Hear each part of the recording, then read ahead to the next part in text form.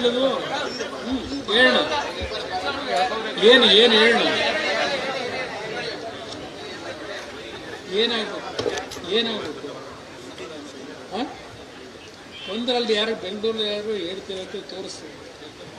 ಬೆಂಗಳೂರಿಗೆ ಬಂದ್ರೆ ಹೇಳ್ತೀನಿ ಯಾರು ಡಾಕ್ಟ್ರಿಗೆ, ಇಲ್ಲಿ ಬಂದ್ರೆ ನಾನ್ ಡಾಕ್ಟ್ರ? ಬೆಂಗಳೂರು ಮನೆ ಹತ್ರ ಬಂದ್ರೆ ಯಾರು ಹೇಳಿ ಚೆಕ್ ಮಾಡಿಸಿ ಏನಾಗಬೇಕು ಔಷಧಿ ಕೊಡಿಸಿ,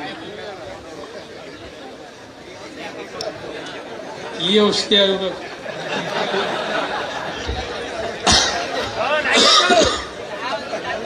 ಕಕ್ಕೂರು ಗ್ರಾಮದಲ್ಲಿ ಈ ದಿನ ಕೃಷಿ ಸಹಕಾರ ಸಂಘದ ಒಂದು ಭವ್ಯವಾದಂತಹ ಕಟ್ಟಡವನ್ನ ಈ ಒಂದು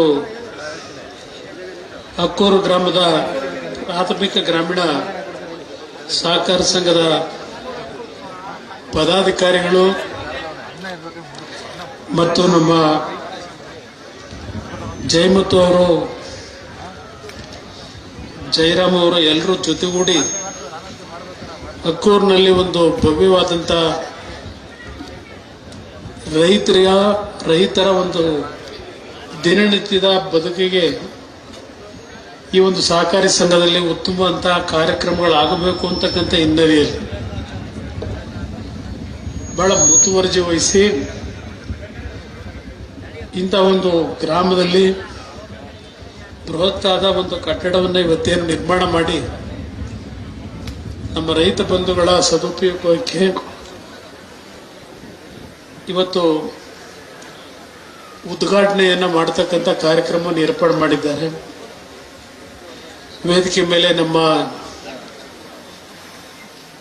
ಬೆಂಗಳೂರು ಗ್ರಾಮಾಂತರ ಲೋಕಸಭಾ ಸದಸ್ಯರಾಗಿರ್ತಕ್ಕಂಥ ಮಂಜುನಾಥ್ ಅವರು ಇದೀಗ ತಾನೇ ನಿಮ್ಮೆಲ್ಲರನ್ನೂ ಉದ್ದೇಶಿಸಿ ಮಾತನಾಡಿದ್ದಾರೆ. ಇವತ್ತಿನ ಈ ಒಂದು ಕಾರ್ಯಕ್ರಮಕ್ಕೆ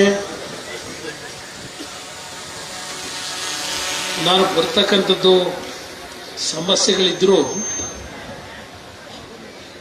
ಜಯಮುತ್ತು ಅವರ ಒಂದು ಒತ್ತಡಕ್ಕೋಸ್ಕರವಾಗಿ ಬರಬೇಕಾಯ್ತು. ಈಗಿನ ರಾಜಕೀಯವನ್ನ ನಾನು ಸೂಕ್ಷ್ಮವಾಗಿ ಗಮನಿಸ್ತಾ ಇದ್ದೇನೆ. ಇವತ್ತು ಈ ಕಟ್ಟಡದ ಉದ್ಘಾಟನೆ ನಿಮ್ಮಿಂದಲೇ ಆಗಬೇಕು ಅಂತೇಳಿ ಜಯಮುತ್ತು ನನ್ನ ಮೇಲೆ ಒತ್ತಡ ಆಗ್ತಕ್ಕಂಥದ್ದೇನಿದೆ, ಬಹುಶಃ ನನ್ನನ್ನು ಬೆಳೆಸಿರ್ತಕ್ಕಂಥ ನಿಮ್ಮಗಳಿಗೆ ನಾನೊಂದು ಮಾತಾಡ್ಲಿಕ್ಕೆ ಬಯಸ್ತೀನಿ. ನೀವುಗಳೇ ನಮ್ಮನ್ನು ಬೆಳೆಸಿರ್ತಕ್ಕಂಥವ್ರು. ನಾನು ಈ ರೀತಿಯ ಕಟ್ಟಡಗಳನ್ನು ಉದ್ಘಾಟನೆ ಮಾಡತಕ್ಕಂಥ ಕಾರ್ಯಕ್ರಮ ಮಾಡಿದ್ರೆ ಬಹುಶಃ ಸನ್ಮಾನ್ಯ ದೇವೇಗೌಡರು ಸಹ ಏನಾದರೂ ಉದ್ಘಾಟನಾ ಕಾರ್ಯಕ್ರಮಗಳನ್ನ ಅವರು ಸಹ ಪ್ರಚಾರಕ್ಕೆ ಮಾಡಬೇಕು ಅಂತಕ್ಕಂಥ ಹೊರಟಿದ್ರೆ ದೇಶದಲ್ಲಿ ರಾಜ್ಯದಲ್ಲಿ ದೇವೇಗೌಡರದು ಕುಮಾರಸ್ವಾಮಿದು ಹಳ್ಳಿ ಒಳಗೂ ನೀವು ಉದ್ಘಾಟನೆ ಮಾಡಿರ್ತಕ್ಕಂಥ ಕಟ್ಟಡಗಳನ್ನು ನೋಡಬಹುದಾಗಿತ್ತು. ನಾವು ಉದ್ಘಾಟನೆಯ ಇಲ್ಲ ಕಟ್ಟಡದ ಕಲ್ಲುಗಳಲ್ಲಿ ನಮ್ಮ ಹೆಸರುಗಳನ್ನ ಕೆತ್ತಿಸ್ಕೋಬೇಕು ಅಂತಕ್ಕಂಥ ಮನೋಭಾವದಲ್ಲಿ ಬಂದಿರತಕ್ಕಂಥವರಲ್ಲ ನೀವು. ನಾನು ಆಕಸ್ಮಿಕವಾಗಿ ರಾಜಕೀಯಕ್ಕೆ ಬಂದಂತ ಸಂದರ್ಭದಲ್ಲಿ ನನ್ನನ್ನು ಬೆಳೆಸಿದಂಥವರು ಅವತ್ತಿನ ಕನಕಪುರ ಲೋಕಸಭಾ ಕ್ಷೇತ್ರದ ತಂದೆ ತಾಯಂದಿರೇನಿದ್ದೀರಿ. ಆ ಸಂದರ್ಭದಲ್ಲೂ ನಾನು ಮೊದಲನೇ ಬಾರಿ ಲೋಕಸಭೆಗೆ ಆಯ್ಕೆ ಆದಾಗ ಯಾವ ರೀತಿಯಲ್ಲಿ ಒಬ್ಬ ಲೋಕಸಭಾ ಸದಸ್ಯ ಕೆಲಸ ಮಾಡಬಹುದು ಅಂತಕ್ಕಂಥದ್ದನ್ನು ಹಳ್ಳಿ ಮೇಲೆ ಆ ಸಂದರ್ಭದಲ್ಲಿ ಬಂದಂತ ದಿನಗಳೇನಿದೆ, ನಿಮ್ಮಗಳ ಜೊತೆ ಒಂದು ಬಾಂಧವ್ಯವನ್ನು ಬೆಳೆಸ್ಕೊಂಡಿದ್ದೇನೆ. ನನಗೆ ಬೇಕಾಗಿರೋದು ಆ ಕಟ್ಟಡದ ಕಲ್ಲಿನಲ್ಲಿ ನನ್ನ ಹೆಸರುಗಳನ್ನು ಹಾಕ್ಸ್ಕೋಬೇಕು ಅನ್ನೋದಲ್ಲ. ನನಗೆ ಬೇಕಾಗಿರತಕ್ಕಂಥದ್ದು ಈ ರಾಜ್ಯದಲ್ಲಿ ನಿಮ್ಮಂತ ತಂದೆ ತಾಯಿದ್ರೆ ಏನಿದ್ದೀರಿ, ನಿಮ್ಮ ಹೃದಯದಲ್ಲಿ ಒಂದು ಸ್ಥಾನ ಪಡಿಬೇಕು ಅನ್ನೋದಷ್ಟೇ ನಾನು ಈ ರಾಜಕಾರಣದಲ್ಲಿ ಮುಂದುವರೆತಿರಕ್ಕಂಥ. ಇವತ್ತೆಲ್ಲ ನೋಡ್ತಾ ಇದ್ದೀರಿ, ಬೆಳಗಾವಿ ಯಾರೋ ಕಂಡಕ್ಟರ್ ಹಿಡ್ಕೊಂಡು ಹೊಡೆದ್ರು, ಕನ್ನಡ ಮಾತಾಡ್ದ, ಮರಾಠಿ ಭಾಷೆ ಮಾತನಾಡ್ಲಿಕ್ಕೆ ಬರಲ್ಲ ಅಂತ ಹೇಳೋ ಕಂಡಕ್ಟರ್ ಹೇಳ್ದ ಅಂತ ಆ ಕಂಡಕ್ಟರ್ ಮೇಲೆ ಹಲ್ಲೆ ಮಾಡಿದಂತ ಪ್ರಕರಣದ ಹಿನ್ನೆಲೆ ಆಮೇಲೆ ನಮ್ಮ ಕನ್ನಡ ಸಂಘದ ಸಂಘಟನೆಗಳು ಏನು ಒಂದು ಪ್ರತಿಭಟನೆ ಮಾಡ್ಲಿಕ್ಕೆ ಹೋದರು. ಏನೋ ಕರ್ನಾಟಕ ಬಂದು ಇದೇನೋ ಕರೆಯನ್ನು ಕೆಲವರು ಕೊಟ್ಕೊಂಡಿದ್ದಾರೆ. ನಿಮಗೆ ನೆನಪಿಸ್ಕೊಡ್ತೇನೆ ನಾನು, 2006-7 ಈ ರಾಜ್ಯದಲ್ಲಿ ಆಕಸ್ಮಿಕವಾಗಿ ರಾಜ್ಯದ ಮುಖ್ಯಮಂತ್ರಿ ಆದೆ. ನಾನು ಮುಖ್ಯಮಂತ್ರಿ ಆದಂಥ ಸಂದರ್ಭದಲ್ಲಿ ಪಕ್ಕದ ಮಹಾರಾಷ್ಟ್ರದ ಮುಖ್ಯಮಂತ್ರಿಗಳು, ಎಲ್ಲ ಪಕ್ಷದ ಮುಖಂಡರು, ಅವತ್ತು ಕೇಂದ್ರದಲ್ಲಿ ಕಾಂಗ್ರೆಸ್ ಸರ್ಕಾರ, ಮನಮೋಹನ್ ಸಿಂಗ್ ಸರ್ಕಾರ, ಶಿವರಾಜ್ ಪಾಟೀಲ್ ಅವರು ಗೃಹ ಸಚಿವರು ಕೇಂದ್ರದಲ್ಲಿ ಒಂದು ದೊಡ್ಡ ನಿಯೋಗವನ್ನ ದೆಹಲಿ ಕರ್ಕೊಂಡೋಗಿ ಬೆಳಗಾವಿಯನ್ನ ಮಹಾರಾಷ್ಟ್ರಕ್ಕೆ ಸೇರಿಸಬೇಕು ಅಂತ ಹೇಳಿ ಒಂದು ಮನವಿ ಕೊಡ್ಲಿಕ್ಕೆ ಹೋದ್ರು. ಅದನ್ನ ಗಮನಿಸಿ ನಾನೊಂದು ತೀರ್ಮಾನ ಮಾಡಿದೆ. ಬೆಳಗಾವಿನಲ್ಲಿ ಯಾತಕ್ಕೆ ಒಂದು ವಿಧಾನಸಭೆ ಅಧಿವೇಶನ ಕರೆದು ಪಕ್ಕದ ಮಹಾರಾಷ್ಟ್ರ ಸರ್ಕಾರಕ್ಕೆ ಬೆಳಗಾವಿ ಇವತ್ತು ಈ ರಾಜ್ಯದ ಅವಿಭಾಜ್ಯ ಅಂಗ, ಬೆಳಗಾವಿಯನ್ನು ಯಾವುದೇ ಕಾರಣಕ್ಕೂ ಕನ್ನಡ ನಾಡಿನಿಂದ ನೀವು ತೆಗೆದುಕೊಂಡು ಹೋಗ್ಲಿಕ್ಕೆ ಸಾಧ್ಯ ಇಲ್ಲ ಅಂತಕ್ಕಂಥ ಸಂದೇಶ ತಲುಪಬೇಕು ಅಂತಲೇ ಅವತ್ತು ತೀರ್ಮಾನ ಮಾಡಿದೆ ಬೆಳಗಾವಿ ಅಧಿವೇಶನ ಮಾಡಬೇಕು ಅಂತ. ಅವತ್ತು ನಮ್ಮ ಕೇರಪೇಟೆಯ ಕೃಷ್ಣ ಅವರು ಸ್ಪೀಕರ್ ಅವರಿದ್ರು, ಅವ್ರಿಗೆ ಫೋನ್ ಮಾಡಿ ಈ ರೀತಿಯ ಒಂದು ತೀರ್ಮಾನ ಮಾಡಿದ್ದೇನೆ, ದಯವಿಟ್ಟು ನಿಮ್ಮ ಅನುಮತಿ ಬೇಕು ಅಂತ ಕೇಳಿದೆ. ಅವರು ಅಧಿವೇಶನ ಮಾಡ್ತಕ್ಕಂಥದ್ದಕ್ಕೆ ನೀವು ಎಲ್ಲ ತಯಾರಿ ಮಾಡೋದಾದ್ರೆ ನಂದೇನು ತಕರಾರಿಲ್ಲ, ವಿರೋಧ ಇಲ್ಲ, ಮಾಡ್ತಕ್ಕಂಥದ್ದಕ್ಕೆ ನನ್ನ ಒಪ್ಪಿಗೆ ಇದೆ ಅಂತ. ಕೇವಲ ಒಂದು ವಾರದಲ್ಲಿ ವಿಧಾನಸಭೆ ಅಧಿವೇಶನವನ್ನು ಮಾಡೋದು 5 ದಿನಗಳ ಕಾಲ ಯಶಸ್ವಿಯಾಗಿ ಅಲ್ಲಿ ಒಂದು ಸುವರ್ಣ ಸೌಧ ಕಟ್ಟಬೇಕು ಅಂತ ಹೇಳಿ ಶಂಕುಸ್ಥಾಪನೆಯನ್ನು ನೆರವೇರಿಸಿತು. ಆಮೇಲೆ ಬಂದಂತ ಸರ್ಕಾರ ಅಲ್ಲಿ ಕುಮಾರಸ್ವಾಮಿ ಹೆಸರು ಕಲ್ಲಲ್ಲಿರಬಾರ್ದು ಅಂತ ಹೇಳಿ ಮತ್ತಿನ್ನೊಂದು ಶಂಕುಸ್ಥಾಪನೆ ಕಾರ್ಯಕ್ರಮ ಮಾಡ್ಕೊಂಡು ಅವ್ರ ಹೆಸರು ಹಾಕೊಂಡು, ಯಾತಿಕ್ ನಾನು ಇದನ್ನು ಹೇಳ್ತಾ ಇದ್ದೇನೆ, ನಾನು ಎಂದೂ ಸಹ ಕಲ್ಲಲ್ಲಿ ನನ್ನ ಹೆಸರನ್ನ ಹಾಕಿಸ್ಕೋಬೇಕು ಅಂತ ಆಸೆ ಪಟ್ಟು ಕೆಲಸ ಮಾಡಿದವನಲ್ಲ. ನಾನು ಕೆಲಸವನ್ನು ನಿರ್ವಹಿಸಬೇಕಾದ್ರೆ ಪ್ರಾಮಾಣಿಕವಾಗಿ ನನ್ನನ್ನ ಗೆಲ್ಸಿರ್ತಕ್ಕಂಥ, ನನ್ನನ್ನ ಈ ಸ್ಥಾನಕ್ಕೆ ತಂದಿರ್ತಕ್ಕಂಥ ಜನರ ಋಣವನ್ನ ತೀರಿಸಬೇಕು ಅಂತೇಳಿ ಕೆಲಸ ಮಾಡಿದ್ದೇವೆ ಹೊರತು ಪ್ರಚಾರಕ್ಕೆ ನಾನು ಕೆಲಸ ಮಾಡದಂಥದ್ದಲ್ಲ. ಕಳೆದ ವಿಧಾನಸಭೆ ಉಪಚುನಾವಣೆಯಲ್ಲಿ ತಾವೆಲ್ಲ ಗಮನಿಸಿದ್ದೀರಿ. ಚನ್ನಪಟ್ಟಣ ಕುಮಾರಸ್ವಾಮಿ ಏನ್ ಮಾಡ್ದ, ಏನ್ ಕಾರ್ಯಕ್ರಮ ಮಾಡಿದ್ದಾನೆ, ಎಲ್ಲಿದೆ ಸಾಕ್ಷಿಗುಡ್ಡೆ, ಎಲ್ಲ ರೀತಿ ಅಪಪ್ರಚಾರಗಳು ಮಾಡದಂಥದ್ದು ನೀವೆಲ್ಲ ನೋಡಿದ್ದೀರಿ. ಜಯಮುತ್ತುದೇನೋ ಒಂದು ಮಾತು ಹೇಳಿದ, ಈಗ ಮಾತನಾಡಬೇಕಾದ್ರೆ ನಿಖಿಲ್ ಕುಮಾರಸ್ವಾಮಿಗೆ ಅನ್ಯಾಯ ಮಾಡಿದ್ದೀವಿ, ನೀವ್ಯಾರು ಅನ್ಯಾಯ ಮಾಡಿದ್ದು, ನಾನು ದೋಷ ನಿಮಗೆ ಕೊಡೋದು ಇಲ್ಲ. ಪ್ರಾಮಾಣಿಕವಾಗಿ ಕೆಲಸ ಮಾಡದಂತ ನಿಷ್ಠಾವಂತ ಕಾರ್ಯಕರ್ತರು ಈ ಕ್ಷೇತ್ರದಲ್ಲಿ ನೀವು ಎಷ್ಟು ನೋವು ಪಟ್ಟಿದ್ದೀರಿ ಅನ್ನೋದನ್ನು ನಾನು ಅರ್ಥ ಮಾಡ್ಕೊಂಡಿದ್ದೀನಿ. ಚುನಾವಣೆಯ ಫಲಿತಾಂಶ ಬಂದ ಮೇಲೆ ರಾಜಕಾರಣದಲ್ಲಿ ಏಳು ಬೀಳು ಇದ್ದಿದ್ದೇ ಇದೆಯಲ್ಲ, ನಾವು ನೋಡಿದ್ದೇವೆ ಇದೆಲ್ಲ. ಇದಕ್ಕೇನು ಅಂಜಿ ಕೂರವರು ಅಲ್ಲ ನಾವು. ಈಗ 4 ತಿಂಗಳಾಯ್ತು ಚುನಾವಣೆಯಾಗಿ, ಆಯ್ತಪ್ಪ, ಏನ್ ಚನ್ನಪಟ್ಟಣಕ್ಕೆ ಸರ್ಕಾರ ಕೈಲಿಟ್ಕೊಂಡು ಏನು ಕೊಡುಗೆ ಕೊಟ್ರಿ? ಈಗ ನಾನೇನಾದರೂ ಅವತ್ತು 6 ವರ್ಷ ಏನು ಈ ಒಂದು ಕ್ಷೇತ್ರದ ಶಾಸಕರಾಗಿದ್ದೆ, ನಾನು ಈ ಕ್ಷೇತ್ರ ಕೊಟ್ಟಂತ ಕಾರ್ಯಕ್ರಮಗಳನ್ನ ಪ್ರತಿ ಊರೂರಲ್ಲಿ ಗಲ್ಲಿ ಒಳಗೆ ಒಂದೊಂದು ಕಲ್ಲಾಕ್ಸೋದಾಗಿದ್ರೆ ಪ್ರತಿ ಊರಲ್ಲೂ ಇವತ್ತು ಒಂದೊಂದು ಕಲ್ಲಿರ್ತಿತ್ತು. ನನ್ನ ಹೆಸರು ನೀವು ನೋಡ್ತಿದ್ರಿ. ನಾನು ಅದಕ್ಕೆ ಎಂದೂ ಆದ್ಯತೆ ಕೊಟ್ಟನಲ್ಲ. ಇವತ್ತು ಜಯಮುತ್ತು ಸಮಾಧಾನಕ್ಕೆ ಇಲ್ಲಿ ಬಂದಿದ್ದೇನೆ ಅಷ್ಟೇ. ನಾನು ಇವತ್ತು ಏನೊಂದು 8 ದಿನಗಳ ಕಾಲ ಇನ್ನೂ ಆಸ್ಪತ್ರೆಯಲ್ಲಿ ಇರಬೇಕಾಗಿದೆ. ಇವತ್ತು ಅವರ ನಿರಾಸೆ ಆಗದ ಬೇಡ ಜಯಮುತ್ತಿಗೆ ಅಂತೇಳಿ ಇವತ್ತು ಈ ಕಾರ್ಯಕ್ರಮದಲ್ಲಿ ಇದ್ದೇನೆ. ಇವತ್ತು ಇವೆಲ್ಲ ನೋಡಿದ್ದೀರಿ. ನನಗೆ 3ನೇ ಬಾರಿಯಲ್ಲಿ ನಮ್ಮ ಡಾಕ್ಟರ್ ಮಂಜಣ್ಣ ಅವರು ಇದ್ದಾರೆ. 3ನೇ ಬಾರಿ ನನಗೆ ಈ ಒಂದು ಹೃದಯದ ವಾಲ್ವ್ ರಿಪ್ಲೇಸ್ಮೆಂಟ್ ಆದ ಮೇಲೆ 3 ದಿವಸಕ್ಕೆ ಚೆನ್ನೈನಿಂದ ಬಂದು ಪಾರ್ಲಿಮೆಂಟ್ ಚುನಾವಣೆಗೆ ಹೋರಾಟ ಮಾಡಿದಂಥದ್ದೇನಿದೆ. ನಂತರ ಪುನಃ ಕೇಂದ್ರದಲ್ಲಿ ಮಂತ್ರಿಯಾಗಿ ಕೆಲಸ ಮಾಡಬೇಕಾದಂಥ ಹಿನ್ನೆಲೆಯಲ್ಲಿ ಇಡೀ ದೇಶದ ಹಲವಾರು ರಾಜ್ಯಗಳಿಗೆ ಭೇಟಿ ಕೊಟ್ಟಿದ್ದೇನೆ. ಈ 2 ಇಲಾಖೆಗಳಲ್ಲಿ ಏನಾದರೂ ಒಂದು ಉತ್ತಮವಾದ ಕೆಲಸ ಮಾಡಬೇಕು ಅಂತ ಹೇಳಿ ನೀವು ನನ್ನನ್ನೇ ಬೆಳೆಸಿದ್ದೀರಿ. ನಿಮ್ಗೆ ಗೌರವ ತರ್ತಕ್ಕಂಥ ಕೆಲಸ ಮಾಡಲಿಕ್ಕೆ ಪ್ರಯತ್ನ ಪಟ್ಟಿದ್ದೇನೆ.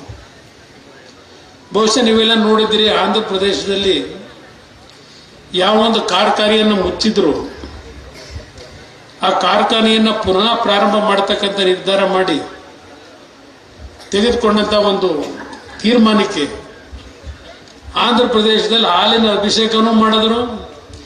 2.5 ಗಂಟೆ ಪ್ರಶ್ನೆಯಲ್ಲಿ ಕರ್ಕೊಂಡು ಹೋದರು ಏರ್ಪೋರ್ಟ್ನಿಂದ ಕಾರ್ಖಾನೆವರೆಗೆ. ಇವತ್ತು ಸುಮಾರು 25,000 ಕುಟುಂಬಗಳು ಬದುಕ್ತಾ ಇದ್ದಾರೆ.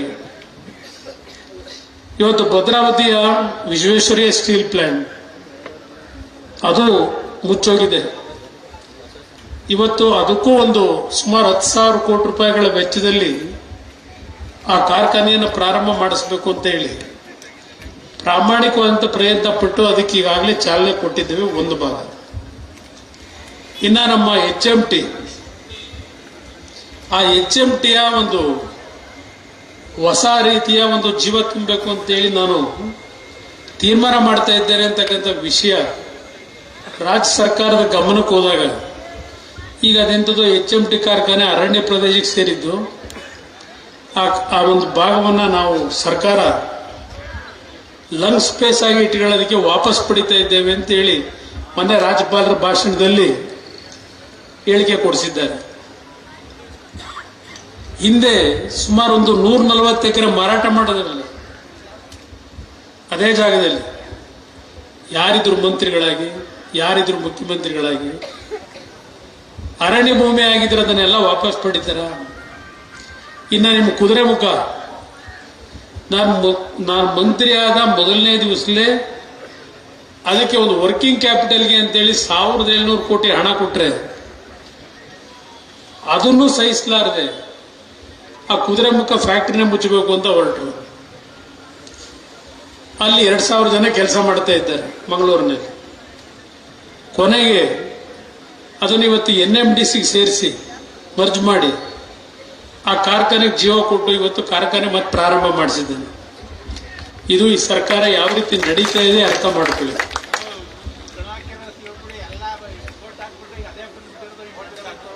ಏನು ನಾನು ಅದಕ್ಕೆ ಹೇಳ್ತಾ ಇರೋದು, ಈಗ ನಾನು ಮಾಡಿರೋ ಕೆಲಸದ್ದು ಪ್ರತಿನಿತ್ಯ ನಿಮಗೆ ಕುರಿಗಿರಿ ಕುಯಿಸಿ ಊಟ ಹಾಕ್ಸಿದ್ರೆ ನಿಮ್ಮ ಹೃದಯದಲ್ಲಿ ಇರೋದೇ. ನಾನು ಕೆರೆಗೆ ನೀರು ತುಂಬಿಸಿದ್ನಲ್ಲ 120 ಕೆರೆಗೆ, ನಾನು ಎಲ್ಲೋ ಒಂದು ಕಾರ್ಯಕ್ರಮ ಮಾಡಲಿಲ್ಲ, ಅದು ನನ್ನ ಹೆಸರು ಬರಲಿಲ್ಲ ಅಷ್ಟೆ. ನಾವು ಒಂದೊಂದು ಕೆರೆ ನೀರು ಬಿಡಿಸಿದ ದಿವಸ ನಾವೇ ನಿಂತು ನೀರು ಬಿಡಿಸಿ ಒಂದೊಂದು ಕುರಿ 2 ಕುರಿನ 3 ಕುರಿನ ಹೊಡೆದು ಊಟ ಹಾಕ್ಸಿದ್ರೆ ಆ ಕುಮಾರಣ್ಣ ಕಣ್ಣಿಗೆ ಕಾಣೋದು. ಎಲ್ಲರೂ ಕುಮಾರಣ್ಣ ಏನ್ ಮಾಡ್ದ ಅಂತ. ಇದೆಲ್ಲ ಒಂದು ಭಾಗ ಇರ್ಲಿ ಬಿಡಿ, ಕಣ್ಮಾತು ಇವೆಲ್ಲ ಇರ್ಲಿ. ಈಗ ಚನ್ನಪಟ್ಟಣಕ್ಕೆ ರಾಮನಗರಕ್ಕೆ ಸಪರೇಟ್ ನೀರಾವರಿ ತಂದು ಇವತ್ತು ಇಂಜಿನಿಯರಿಂಗ್ ಕಾಲೇಜ್, ಎಂಥ ಇಂಜಿನಿಯರಿಂಗ್ ಕಾಲೇಜಲ್ಲಿ ಇರತಕ್ಕಂಥದ್ದು ರಾಮನಗರದಲ್ಲಿ. ಮೆಡಿಕಲ್ ಕಾಲೇಜ್ ಯಾವತ್ತೂ ಆಗಬೇಕಾಗಿತ್ತು. 1000 ಬೆಡ್ ಹಾಸ್ಪಿಟ್ಲು 10 ವರ್ಷದಿಂದ ಆಗಬೇಕಾಗಿತ್ತು. ಯಾರು ಅದನ್ನೆಲ್ಲ ನಿಲ್ಲಿಸಿದವರು? ಈಗ ಬೇರೆ ಯಾವುದು ಬೇಡ. ಈಗ ನಿಮ್ಮೂರಲ್ಲಿ ಹೊಸಳ್ಳಿ, ಲಕ್ಕೂರು ಹೊಸಳ್ಳಿಲಿ ಅಂತ ಆಸ್ಪತ್ರೆ ಕಟ್ಟಿದೀವಲ್ಲ, ಒಂದು ಡಾಕ್ಟರ್ನ ಹಾಕ್ಸೋ ಯೋಗ್ಯತೆ ಇಲ್ಲ. ಏನು ಬಂದು ಅರ್ಜಿಗಳು ತಗೊಂಡಿದ್ದು ಎಂಥದ್ದು ಮನೆ ಕಟ್ತೀವಿ. ಕುಮಾರಸ್ವಾಮಿ ಮನೆನೇ ಕೊಡ್ಲಿಲ್ಲ, ಸೈಟ್ ಕೊಡ್ಲಿಲ್ಲ, ಎಲ್ಲ ಹೇಳ್ಕೊಂಡು ಏನೋ ನಡೆಸೋದು ರಾಜಕಾರಣ. ಇದೆಲ್ಲ ನೋಡ್ತಾ ಇದ್ದೀವಿ. ನಮ್ಮ ಮುಂಜಾನೆಗೆ ಏನೋ ಹೇಳ್ತಾ ಇದ್ರು, ರಾಗಿಗೆ ಬೆಂಬಲ ಬೆಲೆ ಇವತ್ತು ಕೇಂದ್ರ ಸರ್ಕಾರದಲ್ಲಿ 4,000 ರೂಪಾಯಿ ಮಾಡಿದ್ದಾರೆ. ನಾನು ನೋಡಿದೆ ಕೆಲವು ಪತ್ರಿಕೆಯಲ್ಲಿ ಹಲವಾರು ಭಾಗದಲ್ಲಿ ಇನ್ನೂ ರಾಗಿ ಖರೀದಿ ಕೇಂದ್ರನೇ ಓಪನ್ ಆಗಿಲ್ಲ. ಅದಕ್ಕೆ ಕಾರಣ ಏನ್ ಹೇಳ್ತಾರೆ? ಚೀಲ ಕೊಂಡ್ಕೊಂಡಿಲ್ವಂತ ತಿನ್ನು ಚೀಲ ಇನ್ನೂ ಖರೀದಿ ಮಾಡ್ತವ್ರಂತೆ, ರಾಗಿ ಚೀಲವ ಪತ್ರಿಕೆಯಲ್ಲೇ ಬರೆದಿದ್ದೀರಿ. ಇನ್ನು ಇವತ್ತು ಪತ್ರಿಕೆ ತೆಗೀರಿ, ಕಲಬುರಗಿನಲ್ಲಿ ತೊಗರಿ ಬೆಳೆದವ್ರೆ ತೊಗರಿ ಬೆಳೆದು ನಷ್ಟಕ್ಕೊಳಗಾಗಿದೆ. ಆ ರೈತರಿಗೆ ಪರಿಹಾರ ಕೊಟ್ಟಿಲ್ಲ ಅಂತ ಹೇಳಿ ನಿನ್ನೆ ದಿನ ಜಿಲ್ಲಾಧಿಕಾರಿ ಕಚೇರಿ ಮುಂದೆ ಎತ್ತು ಗಾಡಿ ಮೆರವಣಿಗೆ ಮಾಡೋರು. ಇವತ್ತೊಂದು 1000 ಎತ್ತಿನ ಗಾಡಿ ತಗೊಂಡು ನಿಲ್ಲಿಸ್ಕೊಂಡ್ರು ಫೋಟೋ ಕಲಬುರಗಿ ಪತ್ರಿಕೆಯಲ್ಲಿ ಹಾಕೊಂಡವ್ರು. ಇವತ್ತು ಬೆಳಗ್ಗೆ ಬರ್ಬೇಕಾದ್ರೆ ನೋಡ್ತಿದ್ದೆ. ಇದು ಈ ಸರ್ಕಾರದ ಕಾರ್ಯಕ್ರಮ. ಮುಖ್ಯಮಂತ್ರಿ ನಾನಾಗಬೇಕು, ಮುಖ್ಯಮಂತ್ರಿ ನಾನಾಗಬೇಕು ನಡೀತದೆ. ಜನಕ್ಕೆ ಏನಾದರೂ ಈ ಸರ್ಕಾರ ನಡೆಸ್ತಕ್ಕಂಥವ್ರಿಗೆ ಜನರ ಬದುಕೇನಾಗಿದೆ ಅಂತ ಏನಾದರೂ ಯೋಚನೆ ಮಾಡ್ತಾ ಇದ್ದಾರೆ. ನೀವು ಯಾವಾಗ ಬುದ್ಧಿವಂತರಾಗ್ತೀರಿ? ನಾನು ಹಳ್ಳಿ ತಾಯಂದ್ರಿಗೆ ಮನವಿ ಮಾಡ್ತೀನಿ. ಇದು ಯಾವುದೋ 2000 ರೂಪಾಯಿಗೆ ಇನ್ನು 3 ತಿಂಗಳು 4 ತಿಂಗಳಾಗಿದೆ, ಇನ್ನೂ ದುಡ್ಡು ಬಂದಿಲ್ಲ. ಬಹುಶಃ ಈ ದುಡ್ಡು ಕೊಡೋದು ಯಾವಾಗ ಅಂದ್ರೆ ನಿಮಗೆ ಜಿಲ್ಲಾ ಪಂಚಾಯತಿ ತಾಲೂಕ್ ಪಂಚಾಯತಿ ಚುನಾವಣೆ ಆದರೆ ಆಗ ಚುನಾವಣೆಯಲ್ಲಿ ಮತ ಹಾಕೊಳ್ಳೋದಕ್ಕೆ ಆಗ 4 ತಿಂಗಳದೋ 5 ತಿಂಗಳದೋ ನಮ್ಮ ಹಳ್ಳಿ ಹೆಣ್ಣು ಮಕ್ಳಿಗೆ ದುಡ್ಡು ಬರ್ತದಾಗ. ಯಾರ ಅಪ್ಪನ ಮನೆ ದುಡ್ಡು ಕೊಡ್ತಾರೆ ನಿಮಗೆ? ಇದನ್ನ ನಂಬಿ ನಮ್ಮ ಹೆಣ್ಮಕ್ಳು ಓಟ್ ಹಾಕ್ತೀರಾ? ಇಲ್ಲಿ ಅದ್ಯಾವುದೋ ಒಂದು ಹೆಣ್ಮಗಳು ಬಂದಿಲ್ಲಿ, 2 ಅಂಗವಿಕಲ ಮಕ್ಕಳು, ನನಗೆ ಬೀದಿಲಿದ್ದೀನಿ, ಮನೆ ಕಟ್ಟಕ್ಕಾಗಿಲ್ಲ, ಏನಾದ್ರು ಸಹಾಯ ಮಾಡಿ ಅಂತ ಬಂದಿಲ್ಲ. ಒಂದ್ ಕಡೆ ಹೇಳ್ತಾರೆ, ಮಳವಳ್ಳಿಯಿಂದ ಒಂದು ಸಣ್ಣ ಮಗು ಎತ್ಕೊಂಡ್ ಬಂದಿಲ್ಲಿ ನಿಂತ್ಕೊಂಡ್ಬಿಟ್ಟು ಮನೆಯಲ್ಲಿ ಅಂತ ಹೆಣ್ಮಗಳಲ್ಲಿ ಬಂದು ನಿಂತಿದ್ದೇಳಿ. ಇಲ್ಲಿ ಯಾವುದೋ ಒಂದು ಹೆಣ್ಮಗುನ ಈ ಸಾದಹಳ್ಳಿ ಕರ್ಕೊಂಬಂದವ್ರೆ. ಸಾದಹಳ್ಳಿ ಜನ ನಾನು ಮರೆಯಂಗೇ ಇಲ್ಲ, ನಾನು ತಪ್ಪು ತಿಳ್ಕೋಬೇಡಿ. 2 ಗುಂಪು ಕೊಟ್ಟೆ ದೇವಸ್ಥಾನ ಕಟ್ಟಕ್ಕೆ ಬಂದ್ರಿ, ಕೊಟ್ಟಿದ್ದೇನು ಕೊನೆಗೆ? ಒಂದೊಂದು ಉದಾಹರಣೆ ಕೊಡಬಲ್ಲೆ ಯಾವ ತರ ಆಗಿದೆ ಅಂತ, ಒಂದೊಂದು ಊರಿಂದ ಹೇಳಬಲ್ಲೆ. ನಾನು ಪ್ರತಿ ದಿವಸ ಊರಿಗೆ ಬರದೇ ಇರ್ಬೋದು, ಪ್ರತಿ ಮದುವೆ ಅಟೆಂಡ್ ಮಾಡದೇ ಇರ್ಬೋದು, ಯಾವ್ಯಾವ ಊರಿನಲ್ಲಿ ಏನ್ ನಡೀತಿದೆ ಅನ್ನೋದನ್ನ ನಾನು ಅರ್ಥ ಮಾಡ್ಕೊಂಡಿರೋದು. ದಯವಿಟ್ಟು ನಿಮಗೆ ಕೈ ಜೋಡಿಸಿ ಮನವಿ ಮಾಡ್ತೇನೆ. ನಮ್ಮದು ಒಂದು ಕಾಲ ಮುಗೀತಾ ಬಂತು, ನಾವೇನು ಶಾಶ್ವತವಾಗಿ ಏನು ಬದುಕಲ್ಲ. ಆದ್ರೆ ಮುಂದಿನ ದಿನಗಳು ನಿಮ್ಮ ಬದುಕು ಮುಂದೆ ಮಕ್ಕಳಿಗೆ ಇಲ್ಲಿ ಕೊಡ್ತೀರಿ ಅರ್ಜಿ ಬಂದ್ಬಿಟ್ಟು ಇಲ್ಲಿ ಮಕ್ಕಳು ಕೆಲಸ ಕೆಲಸ ಕೆಲಸ ಅಂತ ಹೇಳಿ. ನಾನು ಒಂದು ಕಾಲದಲ್ಲಿ ಹೇಳಿವೆ ಮಕ್ಕಳನ್ನ ಕಷ್ಟಪಟ್ಟು ಓದಿಸ್ಬೇಕು ಅಂತ ಹೇಳಿ. ಈಗ ನನಗೆ ಅನ್ನಿಸ್ತಾ ಇದೆ ಯಾತಕ್ಕೆ ಮಕ್ಕಳನ್ನ ಓದಿಸ್ಬೇಕು ಅಂತ ಹೇಳಿ. ಓದಿಸ್ತೀರಿ, ಕಂಪ್ಯೂಟರ್ ಇಂಜಿನಿಯರ್ ಮಾಡಬೇಕು ಅಂತ ಬರ್ತೀರಿ, ನೀವು ಸೀಟ್ ಕೊಡಿಸು ಅಂತ ಹೇಳಿ 60 ಲಕ್ಷ 70 ಲಕ್ಷ ಕಟ್ಟಬೇಕು ನೀವು ನಿಮ್ಮ ಮಕ್ಕಳಿಗೆ ಕಂಪ್ಯೂಟರ್ ವಿದ್ಯೆ ಕೊಡ್ಲಿಕ್ಕೆ, ಇಂಜಿನಿಯರಿಂಗ್ ಮಾಡೋದಕ್ಕೆ. 60 ಲಕ್ಷ 70 ಲಕ್ಷ ಖರ್ಚು ಮಾಡಿ ಕೆಲಸ ಇಲ್ಲದೆ ದಿನ ಅಲಿತಾವೆ. ಸಾವಿರಾರು ಕುಟುಂಬದ ಮಕ್ಕಳು ಇವತ್ತು ಕೆಲಸ ಇಲ್ಲ. ನನ್ನ ತನ್ನೇ ಒಂದು 20,000 ಅರ್ಜಿ ಬಂದವು ಈಗ. ದಿನ ನಂತರ ಬರೋ ಕೆಲಸದೇ ಹೇಳೋದು. ಮೆಕ್ಯಾನಿಕಲ್ ಇಂಜಿನಿಯರ್ಗಳು, ITI, ಎಲ್ಲಿಂದ ಕೆಲಸ ಕೊಡಿಸೋದು? ನಾನು ಡೆಲ್ಲಿಲಿ ನೋಡ್ತೀನಿ, ಬಹಳ ಜನ ಸೂಟು ಪುಟ್ಟು ಹಾಕೊಂಡ್ ಬರ್ತಾರೆ. ನಮ್ಮಿಂದ ಎಲ್ಲ ರೀತಿ PLI ಸ್ಕೀಮ್ಗಳು, ಆ ಸ್ಕೀಮು ಅಂತೇಳಿ ಸರ್ಕಾರದಿಂದ ಎಲ್ಲ ನೆರವು ಪಡೀತಾರೆ. ಕಾರ್ಖಾನೆ ಓಪನ್ ಮಾಡೋದಕ್ಕೆ ನಾವೀಗೆಲ್ಲ ತಯಾರಿ ಮಾಡ್ಕೊಂಡ್ ಬಂದಿದ್ದೀವಿ. ನಾವು ಇಷ್ಟು ಉದ್ಯೋಗ ಕೊಡ್ತೀವಿ, ಅಷ್ಟು ಉದ್ಯೋಗ ಕೊಡ್ತೀವಿ ಅಂತೇಳಿ ನಮ್ಮ ಮುಂದೆ ತರ್ತಾರೆ, ಅರ್ಜಿ ಇಟ್ಕೊಂಡ್ ಬರ್ತಾರೆ. 20,000 ಕೊಡ್ತೀವಿ, 30,000 ಕೆಲಸ ಕೊಡ್ತೀವಿ. ಆದ್ರೆ ಒಳಗಡೆ ಹೋಗಿ ನೋಡಿದಾಗ ಗೊತ್ತಾಗುತ್ತೆ ಅವ್ರು ಎಷ್ಟು ಮಟ್ಟಿಗೆ ಉದ್ಯೋಗ ಕೊಡ್ತಾ ಇದ್ದಾರೆ ಅಂತ, ಯಾವ ರೀತಿ ಸರ್ಕಾರದ ಫೆಸಿಲಿಟೀಸ್ಗಳನ್ನ ಪಡಿತಾ ಇದ್ದಾರೆ, ಯಾವ ರೀತಿ ಇವತ್ತು ಉದ್ಯೋಗ ಸೃಷ್ಟಿ ಮಾಡ್ತಾ ಇದ್ದಾರೆ. ನಾನು ಕೆಲವು ವಿಷಯ ಸತ್ಯ ಹೇಳಕ್ಕಾಗಲ್ಲ, ಕೆಲವು ವಿಷಯ ಸತ್ಯ ಹೇಳಕ್ ಹೋದ್ರೆ ಅದು ಬೇರೆ ತರ ಆಗ್ತದೆ.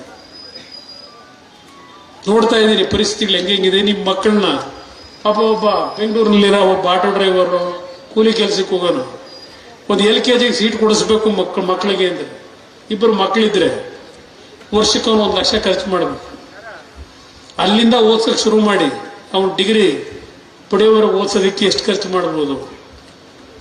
ಇವತ್ತು ಉದ್ಯೋಗದ ಸಮಸ್ಯೆಗಳು ಎಷ್ಟಿದೆ? ಬಹಳ ಹೇಳ್ತೀವಿ ನಾವು ನಿಂತ್ಕೊಂಡು.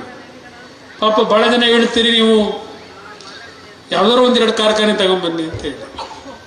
ನಾನು ಕಾರ್ಖಾನೆ ತಗೊಂಡ್ಬರ್ತಕ್ಕಂಥದ್ದಕ್ಕೆ ಕರ್ನಾಟಕ ರಾಜ್ಯ ಸರ್ಕಾರ ಇವರು ಪ್ರಪೋಸಲ್ಗಳು ತರಬೇಕು, ನಾನು ತರಕ್ ಸಾಧ್ಯ ಇಲ್ಲ. ಇವರು ನಾನು ಕೆಲಸ ಮಾಡಲಿಕ್ಕೆ ಬಿಡದೆ ಹೋದ್ರೆ, ಇವರು ಯಾವುದೇ ಪ್ರಪೋಸಲೇ ತರದೇ ಇದ್ರೆ ನಾವು ಎಲ್ಲಿಂದ ಕಾರ್ಖಾನೆ ತರೋದು? ಇವತ್ತೆಲ್ಲ ಪಕ್ಕದ ಪೂನಾದಲ್ಲಿ, ತಮಿಳುನಾಡಿನಲ್ಲಿ, ಮಹಾರಾಷ್ಟ್ರದಲ್ಲಿ ಅಲ್ಲಿ ಹೋಗ್ತಾ ಇದ್ದಾರೆಲ್ಲ. ಇವತ್ತು ನಿಮ್ಮ ಟೊಯೋಟಾ ಫ್ಯಾಕ್ಟ್ರಿ 25,000 ಕೋಟಿ ಖರ್ಚು ಮಾಡಿ ಮಹಾರಾಷ್ಟ್ರದಲ್ಲಿ ಈಗ 2ನೇ ಯೂನಿಟ್ ತೆಗಿಯಕ್ಕೆ ಅಲ್ಲಿ ಹೊರಟವ್ರೆ. ನಾನು ಅವ್ರಿಗೆ ಹೇಳಿದೆ, ಅಲ್ಲಪ್ಪ ನಿಮಗೆ ದಾರಿ ತೋರಿಸಿದ್ರು ನಾವು ಬಿಡದಿನಲ್ಲಿ ನೀವು ಅವತ್ತು 94-95ರಲ್ಲಿ ಫ್ಯಾಕ್ಟ್ರಿ ಹಾಕ್ಲಿಕ್ಕೆ ಎಲ್ಲಾ ರೀತಿ ಸಹಕಾರ ಕೊಟ್ಟವರು. ಇವತ್ತು ಅಲ್ಲೇ ಯಾಕೆ ಹೋಗಬೇಕಾಗಿತ್ತು, ಇಲ್ಲೇ ನಾವು ಸಹಾಯ ಮಾಡ್ತಿರ್ಲಿಲ್ವಾ ಅಂತ ಹೇಳಿ. ಇದು ನಡೀತಾ ಇರತಕ್ಕಂಥ ವಾತಾವರಣ. ಇಂಥ ಒಂದು ಪರಿಸ್ಥಿತಿನಲ್ಲಿ ಪ್ರತಿನಿತ್ಯ ನಾನು ಜನರ ಬದುಕನ್ನು ನೋಡ್ತಾ ಇದ್ದೇನೆ. ಇವತ್ತು ನೋಡ್ತಾ ಇದ್ದೀರಿ 2,000 ರೂಪಾಯಿ, ಅದೇ ಒಂದು ದೊಡ್ಡ ಚರ್ಚೆ ನಡೆಸ್ತಾ ಇದ್ದೀರಿ. ಗೃಹಲಕ್ಷ್ಮಿ ಕರೆಂಟಿನ ಪರಿಸ್ಥಿತಿ ಏನಾಗುತ್ತೆ ಸ್ವಲ್ಪ ದಿವಸ ನೋಡಿ ಎಲ್ಲಿಗೆ ಬರುತ್ತೆ ಅಂತ ಹೇಳಿ. ಎಷ್ಟೆಷ್ಟು ಬಿಲ್ ಕಟ್ಟಬೇಕಾಗ್ತದೆ, ಇನ್ನೊಂದು ಸ್ವಲ್ಪ ದಿವಸ ಹೋದ್ರೆ ಅದರವರೆಗೆ ನೀವೇ ಬರಬೇಕು. ಇವತ್ತು KSRTC ದರ ಎಷ್ಟಕ್ಕೆ ಏರಿಕೆ ಮಾಡಿದ್ರು. ಅಲ್ಲೆಲ್ಲ ಬೆಂಗಳೂರಿನ ಮೆಟ್ರೋ 60 ರೂಪಾಯಿ ಕೊಟ್ಟು ಆ ಮೆಟ್ರೋದಲ್ಲಿ ಹೋಗ್ತಾ ಇದ್ದದ್ದು 90 ರೂಪಾಯಿ ಬೆಲೆ ಜಾಸ್ತಿ ಮಾಡಿದ್ರು, 30 ರೂಪಾಯಿನ. ಇವತ್ತಾಗಲೇ ಮೆಟ್ರೋಗೆ ಜನ ಹೋಗದೆ ಕಡಿಮೆ ಮಾಡ್ತಾವ್ರೆ, ದುಡ್ಡು ಕಟ್ಟಕ್ಕಾಗಿದೆ. ಈ ರೀತಿ ಇವರು ದುಡ್ಡನ್ನ ನಿಮ್ಮ ತಲೆ ಹೊಡೆದು ನಿಮ್ಮಿಂದ ವಸೂಲಿ ಮಾಡಿ, ಅದೇನು ಫ್ರೀ ಬಸ್ಸು 2,000 ರೂಪಾಯಿ, ನಾನು ಈ ರೀತಿ ತೆರಿಗೆ ಹಾಕಿ ದುಡ್ಡು ವಸೂಲಿ ಮಾಡಿದ್ರೆ ತಿಂಗಳಿಗೆ 10,000 ಕೊಡುವೆ ಹೆಣ್ಮಕ್ಳಿಗೆ. 2,000 ಅಲ್ಲ, 10,000 ಕೊಡುವೆ. ಅರ್ಥ ಮಾಡ್ಕೊಳ್ಳಿ. ನನ್ನ ಕಾರ್ಯಕ್ರಮ ಇದ್ದಿದ್ದು ಪ್ರತಿ ಪಂಚಾಯಿತಿ ಮಟ್ಟದಲ್ಲಿ ಆಸ್ಪತ್ರೆಗಳು, ಸ್ಕೂಲ್ಗಳು, ನನ್ನ ರೈತರು, ನೀವೇನು ಬೆಳೆ ಬೆಳೀತೀರಿ ಅದಕ್ಕೆ ಯಾವ ರೀತಿ ಬೆಲೆ ನಿಗದಿ ಆಗಬೇಕು, ನಿಮಗೆ ಯಾವ ರೀತಿ ಯೋಜನೆ ತರಬೇಕು, ಇವೆಲ್ಲ ನಾವೇನು ಯೋಚನೆ ಮಾಡೋದು ಅದನ್ನೆಲ್ಲ ತರಬೇಕು ಅಂದ್ರೆ 5 ವರ್ಷದ ಸರ್ಕಾರ ನೀವು ಕೈ ಕೊಟ್ಟರೆ ತರಬಹುದು. ಯಾವುದೋ ಒಂದು ದೇವರ ಒಂದು ಅನುಗ್ರಹದಲ್ಲಿ 15 ತಿಂಗಳು 20 ತಿಂಗಳಲ್ಲಿ ಯಾರ್ದೋ ಮುಲಾಜಲ್ಲಿ ಸರ್ಕಾರ ಮಾಡಿ ಅಂತ ಒಂದು ಸಂದರ್ಭದಲ್ಲೂ ನಿಮ್ಗೆ ಒಳ್ಳೆ ಕೆಲಸ ಮಾಡ್ಕೊಡ್ಲಿಲ್ವ? ನಾನು ಏನ ಅನ್ಯಾಯ ಮಾಡಿದೆ ರಾಜ್ಯದ ಜನತೆಗೆ? ದೇವೇಗೌಡರು ಏನು ಅನ್ಯಾಯ ಮಾಡಿದ್ದಾರೆ? ಅದೆಂತದ್ದು ಮೇಕೆದಾಟು ಮೇಕೆದಾಟು ಮೇಕೆದಾಟು ಮೇಕೆದಾಟು, ನಟ್ಟು ಬೋಲ್ಟು ಏನೋ ರಿಪೇರಿ ಮಾಡ್ತಾರಂತೀಗ. ನೀವು 136 ಸೀಟ್ ಕೊಟ್ಟಿದ್ದೆ ಯಾಕೆ ಜನ? ನೀವು ಮೇಕೆದಾಟು ತತ್ತೀರಿ ಅಂತಲೇ ನಿಮಗೆ ಕೊಟ್ಟಿರೋದಲ್ವಾ? ಪಾದಯಾತ್ರೆ ಮಾಡಿದ್ರಲ್ಲ, ಹಿಡ್ಕೊಂಡಿರೋ ಯಾರು ನಿಮ್ಮನ್ನು? ಕುಮಾರಸ್ವಾಮಿ ಏನೋ ಮಂಡ್ಯದಲ್ಲಿ ಗೆದ್ದುಬಿಟ್ರೆ ಮೇಕೆದಾಟನ ಅನುಮತಿ ಕೊಡಿಸ್ತೀನಿ ಅಂತ ಹೇಳದ, ಎಲ್ಲವನ್ನೇ ಕುಮಾರಸ್ವಾಮಿ ಅಂತಾರೆ. ನಾನು ಅನುಮತಿ ಕೊಡಿಸೋದಕ್ಕೆ ನೀವು ಪಾರ್ಟ್ನರ್ಶಿಪ್ ಇಟ್ಕೊಂಡಿದ್ದಿಲ್ಲ ತಮಿಳುನಾಡಿನಲ್ಲಿ DMK ಪಕ್ಷ, ಅವ್ರ ಜೊತೆಲಿ ಸರ್ಕಾರ ಮಾಡ್ಕೊಂಡಿದ್ದೀರಲ್ಲ. ಮೊದಲು ತಮಿಳುನಾಡಿನಲ್ಲಿ ಅವ್ರನ್ನ ಒಪ್ಪಿಸ್ಕೊಂಡು ಬನ್ನಿ, ಅವ್ರನ್ನ ಒಪ್ಕೊಂಡ್ಬಂದ್ರೆ 10 ನಿಮಿಷಕ್ಕೆ ಪ್ರಧಾನಮಂತ್ರಿಗಳ ಹತ್ರ ಕೊಡ್ಸೋಣ. ನೀವು ಇಲ್ಲಿ ವಿರೋಧ ಮಾಡಿಸ್ಕೊಂಡು ನಿಮ್ಮ ಪಾರ್ಟ್ನರ್ನ ಇಟ್ಕೊಂಡು ನಮ್ಮ ಮೇಲೆ ದೂರದ್ರಾಗತ್ತ. ಯಾವ ನೀರಾವರಿ ಕೆಲಸ ಮಾಡ್ತಾ ಇದ್ದೀರಿ? ಕಳಸಾ ಬಂಡೂರಿಗೆ ಏನಾಗಿದೆ, ಅಪ್ಪರ್ ಭದ್ರಾ ಏನಾಗಿದೆ, ಅಪ್ಪರ್ ಕೃಷ್ಣ ಏನಾಗಿದೆ, ಹೇಳ್ತಾ ಹೋದ್ರೆ ಹಲವಾರು ವಿಷಯ ಹೇಳ್ಬೋದು. ಒಂದು ಚನ್ನಪಟ್ಟಣದ ಜನತೆಗೆ ಹೇಳ್ತೀನಿ, ರಾಮನಗರದ ಜನತೆಗೆ ಹೇಳ್ತೀನಿ, ಈ ಜಿಲ್ಲೆಯ ಜನತೆಗೆ, ನಾವು ದೇವೇಗೌಡರು ನಾನು ಬರೋದಕ್ಕಿಂತ ಮುಂಚೆ ಈ ಜಿಲ್ಲೆ ಯಾವ ರೀತಿ ಇತ್ತು, ರಾಮನಗರದವರು ಕೆಲವರೆಲ್ಲ ಎಲ್ಲೆಲ್ಲ ಬಂದು ಅರ್ಜಿ ಇಟ್ಕೊಂಡ್ ಬಂದಿದ್ರು. ಯಾಗಿತ್ತು ಆ ರಾಮನಗರ ಪಟ್ಟಣ, ಇವತ್ತು ಯಾವ ರೀತಿ ಇದೆ ಯೋಚನೆ ಮಾಡ್ಕೊಳ್ಳಿ. ಅವತ್ತಿನ ಆರ್ಥಿಕ ಪರಿಸ್ಥಿತಿಗಳಿದೆ. ಗ್ರೇಟರ್ ಬೆಂಗಳೂರು, ಬೆಂಗಳೂರು ದಕ್ಷಿಣ ಅಂತ ಹೆಸರಿಟ್ಬಿಟ್ರೆ ನಿಮ್ ಭೂಮಿ ಬೆಲೆ ಜಾಸ್ತಿ ಆಯ್ತದ. ಅದೇನು ಹಿಡಿದ ಭೂಮಿ ಬೆಲೆ ಜಾಸ್ತಿ ಮಾಡಿದೀವಿ. ರಾಮನಗರ ಜಿಲ್ಲೆ ಅಂತ ಹೆಸರು ಹೇಳ್ತಿದ್ದಂಗೆನೆ ಬೆಲೆ ಜಾಸ್ತಿ ಆಗ್ಲಿಲ್ವಾ? ಯಾವ ಅಭಿವೃದ್ಧಿಗಳನ್ನ ನಾವು ಮಾಡ್ತೀವಿ ಆಗ ಆಟೋಮೆಟಿಕಲಿ ಬೆಲೆ ಜಾಸ್ತಿ ಆಗ್ತದೆ, ಭೂಮಿ ಬೆಲೆ. 15-20 ವರ್ಷದಿಂದ ಯಾವ ರೀತಿ ಇತ್ತು? ನಾನಾಗ ಯಾವಾಗ 99-2000 ಈ ಮಹಾನುಭಾವರೇ ಮಂತ್ರಿ ಇದ್ರು, SM ಕೃಷ್ಣ ಅವರೇ ಮುಖ್ಯಮಂತ್ರಿಗಳು. ಬಹುಶಃ ನನ್ನಷ್ಟು ಮದುವೆ ಸುದ್ದನ ಯಾರೂ ಇಲ್ಲ. 1999, 2000, 2001, 2002ರಲ್ಲಿ ಪ್ರತಿದಿನ 30ರಿಂದ 40 ಮದುವೆ ಅಟೆಂಡ್ ಮಾಡಿದ್ದೀನಿ. ಬೆಳಿಗ್ಗೆ ಎದ್ದು ಬೆಂಗಳೂರು ಹೊರಟ್ರೆ ಬೆಂಗಳೂರಲ್ಲಿ ಮದುವೆ ಮುಗಿಸಿ ರಾಮನಗರ, ಚನ್ನಪಟ್ಟಣ, ಸಾತ್ನೂರು, ಮಳವಳ್ಳಿ, ಮೈಸೂರು, ಮಂಡ್ಯ ಈ ಏನು ಸುತ್ತಿದ್ದೀನಿ. ಅವತ್ತು ರಸ್ತೆಗಳು ಹೆಂಗಿತ್ತು, ರಾಮನಗರದಿಂದ ಕನಕಪುರದ ರಸ್ತೆ ಹೆಂಗಿತ್ತು, ಇಲ್ಲಿ ನಿಮ್ಮ ಎದುರು ರಸ್ತೆ ಹೆಂಗಿತ್ತು, ನಿಮ್ಮ ಹಲಗೂರು ರಸ್ತೆ ಪ್ರತಿದಿನ ಸುತ್ತಿದ್ದೀನಿ, ಒಳ್ಳೊಳ್ಳೆ ಸುತ್ತಿದ್ದೀನಿ. ಇವತ್ತು ಯಾವ ರೀತಿ ಡೆವಲಪ್ಮೆಂಟ್ ಕಾಣ್ತಾ ಇದ್ದೀರಿ, ಪ್ರತಿ ಊರಿನಲ್ಲಿ ಕಾಂಕ್ರೀಟ್ ರೋಡು, ಏನೇನು ವ್ಯವಸ್ಥೆಗಳು ಮಾಡಿಲ್ಲ. ಏನ್ ಮಾಡ್ದ ಅಂತ ಹೇಳ್ತಾರೆ. ಅಂತರ ಮಾತನ್ನ ನಂಬ್ತೀರಾ ನೀವು? ತೀರ್ಮಾನ ನೀವು ಮಾಡ್ಕೊಳ್ಳಿ. ನನಗೇನ್ ನಷ್ಟ ಇಲ್ಲ, ನಷ್ಟ ನಿಮಗೆ. ಇವತ್ತು ಕರ್ನಾಟಕ ರಾಜ್ಯದಲ್ಲಿ ದುಡ್ಡಿಗೆ ಸಮಸ್ಯೆ ಇಲ್ಲ.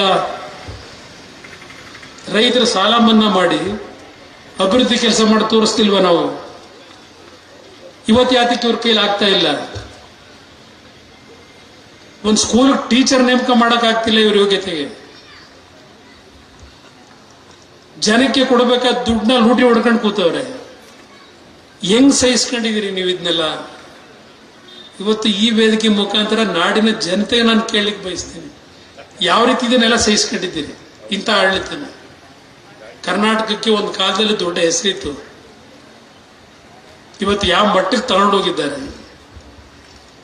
ಇದೆಂಥದ್ದು KPSC ಇದು ಬಿಲ್ ತತ್ತಾರಂತೀಗ ಸಿದ್ದರಾಮಯ್ಯ.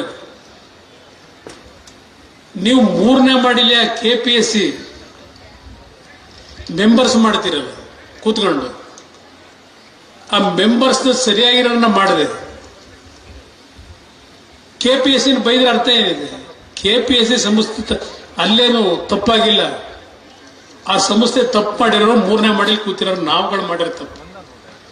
ಒಂದು ಉದ್ಯೋಗ ಇಲ್ಲ ನೆಟ್ಟಿಗೆ. ಇವತ್ತು ನಿನ್ನೆ ಸರ್ಕಾರದಲ್ಲೇ ಉತ್ತರ ಕೊಡ್ತಾರೆ, ಸುಮಾರು 2.25 ಲಕ್ಷ ಸರ್ಕಾರಿ ಉದ್ಯೋಗಗಳ ಖಾಲಿ ಇಟ್ಕೊಂಡಿದ್ದೀರಿ.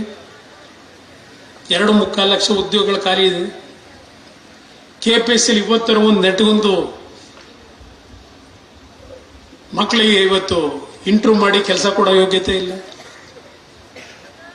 ಇವತ್ತು ಹೇಳ್ತಾರೆ ಕ್ವಶನ್ ಪೇಪರ್ಗೆ ಯಾವ ರೇಟ್ ಫಿಕ್ಸ್ ಮಾಡ್ಕೊಂಡಿದ್ದಾರೆ, ಮಾರ್ಕ್ಸ್ ಹಾಕಕ್ಕೆ ಎಷ್ಟು ಫಿಕ್ಸ್ ಮಾಡ್ಕೊಂಡವ್ರೆ, ಅಪಾಯಿಂಟ್ಮೆಂಟ್ ಕೊಡಕ್ಕೆ ಎಷ್ಟು ಫಿಕ್ಸ್ ಮಾಡ್ಕೊಂಡವ್ರೆ. ಇದೆಲ್ಲ ಶುರುವಾಗಿದ್ದು ಸಿದ್ದರಾಮಯ್ಯರ ಕಾಲದಲ್ಲೇ. ಯಾರೋ ಒಬ್ಬರನ್ನ ಮಾಡಿದ್ರು, ಕೇಬಲ್ಲಿ BDA ಚೇರ್ಮನ್ ಮಾಡ್ಕೊಂಡಿದ್ರು, ರೀಡು ಮಾಡೋದ್ರಲ್ಲ, ರೀಡು ಮಾಡೋದ ಮೇಲೆ ಪಾಪ ಒಳ್ಳೆ ಕೆಲಸ ಮಾಡಿದ್ರು ಅಂತ KPSC ಚೇರ್ಮನ್ ಮಾಡಿದ್ರು. ಒಂದು ಅಪಾಯಿಂಟ್ಮೆಂಟ್ 1 ಕೋಟಿ 2 ಕೋಟಿ. ಆಗ ಸದ್ಯ ಕೆಲಸ ಆಗಿದ್ರೆ ದುಡ್ಡು ವಾಪಸ್ ಕೊಡೋರು. ಈಗ ದುಡ್ಡು ತಗೊಂಡು ದುಡ್ಡು ವಾಪಸ್ ಇಲ್ಲ, ಕೆಲಸವೂ ಇಲ್ಲ, ಆ ಪರಿಸ್ಥಿತಿಲಿ ಇದೆ. ಇದನ್ನೆಲ್ಲ ಸಹಿಸ್ಕೊಂಡಿದ್ದೀವಿ ನಾವು. ಇದು ಎಷ್ಟು ಮಾತಾಡಿದ್ರು ಈ ಸರ್ಕಾರ ಯಾವ್ದು ತಲೆ ಕೆಡಿಸ್ಕೊಳ್ಳಿಲ್ಲ, ಬಂಡ ಬಿದ್ದೋಗಿರೋ ಸರ್ಕಾರ ಇದು. ನೀವೇನು ಮಾತಾಡಿದ್ರು ಇದಕ್ಕೆ ಮಾನ ಮರ್ಯಾದೆ ಏನೂ ಇಲ್ಲ. ಸರಿಪಡಿಸ್ಬೇಕಾದ್ರೂ ಈ ರಾಜ್ಯದ ಜನ ನೀವು ಸರಿಪಡಿಸ್ಕೋಬೇಕು. ಅದರಿಂದ ದಯವಿಟ್ಟು ಇವತ್ತು ಹೆಚ್ಚಿನ ವಿಡಿಯೋಗಳಿಗೆ ಪ್ರತಿಧ್ವನಿ ಯೂಟ್ಯೂಬ್ ಚಾನೆಲ್ ಸಬ್ಸ್ಕ್ರೈಬ್ ಮಾಡಿ, ಬೆಲ್ ಐಕಾನ್ ಕ್ಲಿಕ್ ಮಾಡಿ.